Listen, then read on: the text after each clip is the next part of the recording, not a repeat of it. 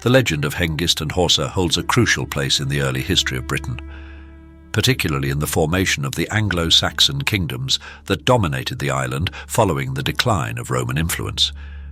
Hengist and Horsa, two brothers from what is now considered northern Germany, are believed to have led the first waves of Germanic settlers, primarily the Angles, Saxons and Jutes, into Britain during the 5th century AD.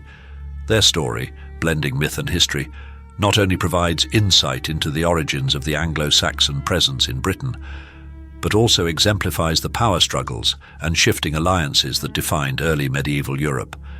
Before delving into the legend of Hengist and Horsa, it is essential to understand the political and social landscape of Britain at the time of their arrival. For nearly 4 centuries, Britain had been a province of the Roman Empire. The Roman occupation brought relative peace, urbanization, and a degree of integration into the broader Mediterranean economy. However, by the early 5th century, the Roman Empire was in decline. Facing internal political instability and external pressures from barbarian tribes, Rome withdrew its legions from Britain around AD 410. This left the island vulnerable to invasions from various groups, including the Picts from the north and Irish raiders from the west. With the absence of Roman military protection, the Romano-British population was left to fend for itself. It is within this context of political vacuum and insecurity that the legend of Hengist and Horsa emerges.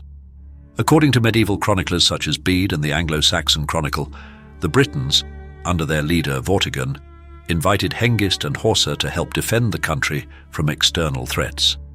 This event marks the beginning of what would become the Anglo-Saxon settlement of Britain.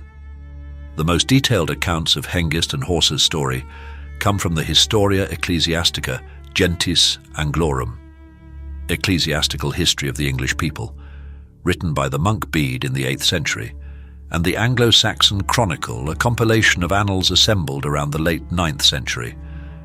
According to these sources, Hengist and Horsa were brothers from the tribe of the Jutes, a Germanic people from the region of Jutland, modern-day Denmark.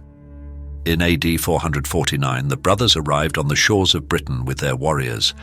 They had been invited by Vortigern, a British king who sought their help to repel invasions by the Picts and other enemies.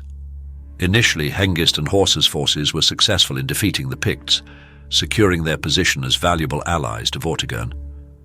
Impressed by their martial prowess, Vortigern allowed them to send for more reinforcements from their homeland. This invitation for further support marked the beginning of large-scale Germanic migration to Britain. However, the relationship between Vortigern and his Germanic mercenaries soon soured. The legend recounts that Hengist, seeking to strengthen his influence over Vortigern, offered the king his daughter Rowena in marriage. Vortigern accepted, and their union cemented Hengist's power in Britain. According to some versions of the tale, the British nobles were displeased by Vortigern's reliance on foreign forces, which eventually led to a breakdown in relations.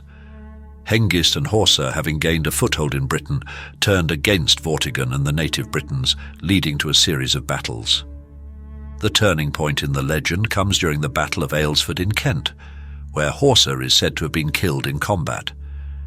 Despite the loss of his brother, Hengist continued to consolidate power, establishing the Kingdom of Kent. Over time, this kingdom became one of the foundational Anglo-Saxon realms, and Hengist's descendants would go on to rule it for generations. The story of Hengist and Horsa is shrouded in both history and legend, making it difficult to discern how much of the narrative is factual and how much is mythologized. One of the most debated aspects of their story is whether Hengist and Horsa were real historical figures or simply symbolic representations of the Germanic tribes that invaded and settled in Britain. Historians often point out the symbolic nature of the brothers' names. Hengist means stallion and Horsa means horse in Old English, suggesting that they might represent mythological archetypes rather than actual people.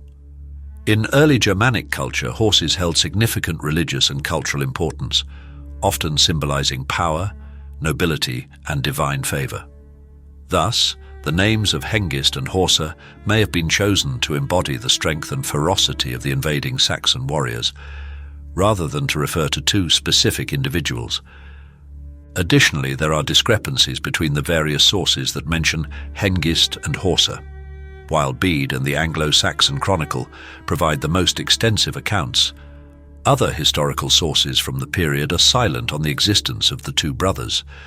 This lack of corroboration has led some scholars to argue that Hengist and Horsa's story was embellished or even fabricated by later chroniclers to provide a dramatic origin myth for the Anglo-Saxon presence in Britain.